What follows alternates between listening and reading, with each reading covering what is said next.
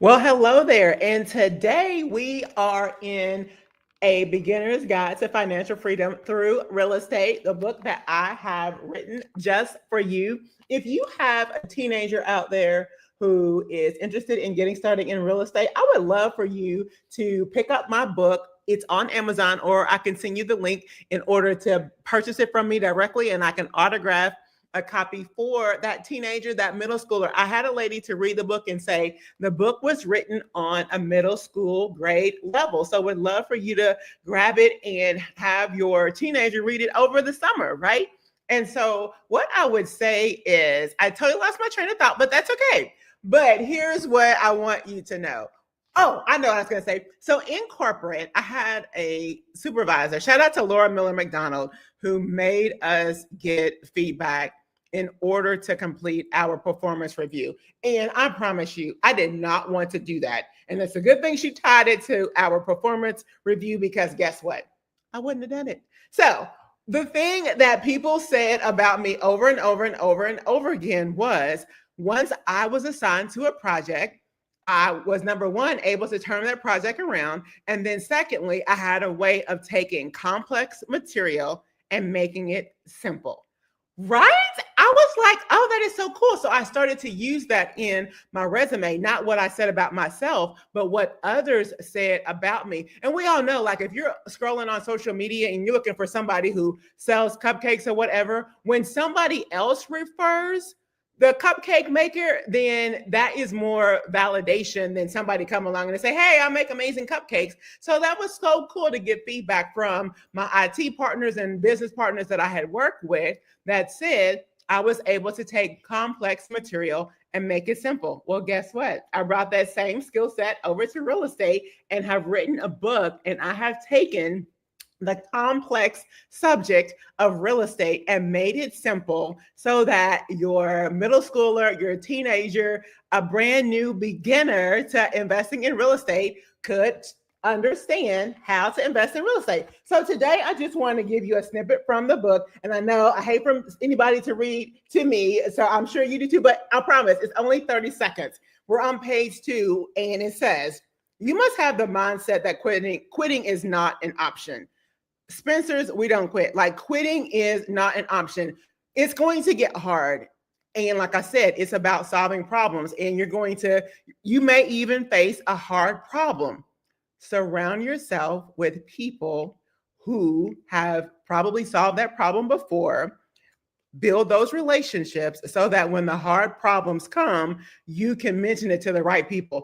Please, please, please, whatever you do not tell your problems about investing in real estate to people who do not own real estate, because that is just, they're going to put their fears onto you, and it's just going to be a bad situation. So promise me, when you decide to get started investing in real estate, you will surround yourself with other people who are doing the exact same thing that you are doing. So number one, quitting is not an option.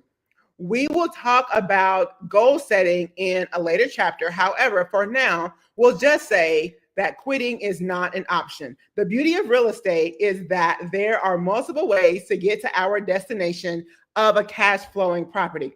However, we may have to take an exit off the highway and go the street way to get to the cash flow. But we must stay focused with the end in mind until we reach our destination. Cash flow is the difference between all of your income minus all of your expenses. My sweet spot for cash flow is $300 to $500. So that's one of the things that we'll talk about in the future, is goal setting. What is that amount for you that is going to be like, you know what, if I make $30,000 with the cash out refinance, that's going to be worth it to me. If I can have a property that cash flows $300 to $500 a month, that's worth it to me. What is that going to be for you? And once again, cash flow just means the difference between all of your income minus all of your expenses. That's what I call the for real cash flow. And then watch this. Focus on the result of finding a successful investment. I teach about having multiple exit strategies, so that I just believe that if you have one strategy, let's say your strategy is to flip the property. and then you buy a property, you renovate it, the renovation takes longer than it was supposed to, you get ready to flip it, and the market has changed, and it doesn't make sense for you to flip it at this point. I'm just giving you an example as to why I prefer having multiple exit strategies. So before I even buy a property, I'm making sure that it will cash flow income minus all of your expenses. I'm making sure that it will cash flow at least $300 to $500. I'm making sure that if I flip it, it's going to make at least $30,000. But you know, I'm anti-flip, because when you flip, when you sell, that's when you have to pay taxes on what you have gained, capital gains taxes. When you do a cash out refinance and pull cash out of the property, you haven't sold it. You still own the asset. Therefore, for a cash out refinance, you don't pay taxes on that. Consult your accountant, but that is how that works. So focus on the result of finding a successful investment. What is this going to mean for your family to have a cash flowing property? What is it going to feel like for you to have property that you can pass down to the next generation? Have the mindset that this is not about you. I know we are selfish people, and just for a second, just think about the fact that this is not about you. Watch this. Oh my goodness. This is about generations to come. This is about our ancestors not being able to purchase land, and now we have the privilege to stand on their shoulders and achieve what they weren't able to accomplish. At the very least, let's buy property, let's buy land for our ancestors, because they worked so hard and they fought for us to be able to have the privilege to be able to buy property. And now we can, and then we don't. So let's change that narrative, right? Let's buy property, let's buy land, let's buy something so that it is ours. And when I say let's buy something, a smart investment, not just, willy-nilly, but a smart investment, one that you make sure that you have multiple exit strategies. And then finally, I saw a shout out to Donnie Atkins that posted the fact that the Nia Center is being sold. Well, it's like, okay. And then he also said a phrase that I was like, that is so good, in terms of controlling the land. Like, we have to control the land. And the only way that we can do that is by buying the land. If you are renting, and I promise I don't want to be on my soapbox about this, but this is just so important. I don't want you to be homeless. If you are renting and the person who owns the house, if they decide they want to sell it, if they have a daughter or a niece or a nephew or someone that needs housing, and you are month to month, they can say, you know what, I need you to move out next month because my nephew needs a place to live, and he's going to live in the property that you've been living in for 30 years and you've pretty much paid the mortgage, right? Why not pay into your own equity instead of somebody else's? If you are renting, you're in real estate. It's just not benefiting you. It's benefiting somebody else. So I know those are all harsh things. And I kind of hope that made you mad, but to be mad, to take action, mad action. What would it be like for you if you were to buy your first property? What momentum would that be for you to continue to buy more property if you catch the real estate bug, right? So I just want you to be able to decide. You buy your first property. Maybe you are renting and you buy a duplex. You live in one unit, rent out the other unit. That's one of the quickest, easiest ways to jump in the game if you are currently renting. Or what if you get that first property and you're like, this is cool.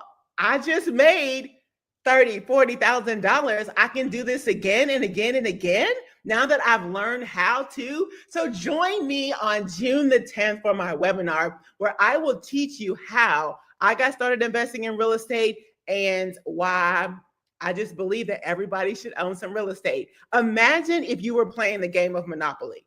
The game of Monopoly is all about what? Buying up everything and you being the owner of everything at the end of the game. Imagine playing the game of Monopoly and not buying anything. Not buying Baltic Avenue, not buying Boardwalk, not buying Parkway, not buying anything. How fast would you be out of the game? Pretty quickly. So I don't want you to be out of this game we call life. Buy some property and let me show you how. Join my webinar June the 10th, 12 p.m. Eastern Standard Time. I will put the link in the chat. And so, for the very least, come get the information, make the decision. And then, if you decide, you know what, I want to get started investing in real estate, and you do it, and you're like, you know what, I've done it, I understand it, but it's not for me, then great. But if you never try, you'll never know what it could have been like. So, that's what I want you to do. Give it a try. Join me at my webinar. And when you register, I also have a free download for you as well to see, you know what, is borrowing money off of my 401k, is this an option for you? So real quick, lastly, if you have called your retirement people, your financial advisor, out of curiosity to see how much money is in your 401k, they will try to, not try, for a lot of people, they will scare you into not borrowing money against your 401k. They'll say something like, well, you know, when your money is not over here, it's not making more money. Well, guess what? You are using your money to make money. You're not pulling your money out to go on a vacation or whatever. You're pulling it out so that you can make more money. So it's okay that it's not making money over here in the stocks, because you're going to be making money over here in the bricks. So you're just transferring the money from one money-making opportunity to another money-making opportunity. So think about it that way. You're not losing money. So that's what I got for you. Thank you so much for joining. Thank you so much. A Beginner's Guide to Financial Freedom Through Real Estate. Have a book project for your teenagers so that they can maybe get the real estate bug as well. College isn't for everybody. Maybe they want to go into real estate. There's a lot of professions, not just a real estate agent. There's appraisers, home inspectors. There's all kinds of title companies, there's all kinds of jobs associated with real estate. So that's all I got for you. Thank you so much for joining, and join my webinar. I would love to save a seat for you. Until next time.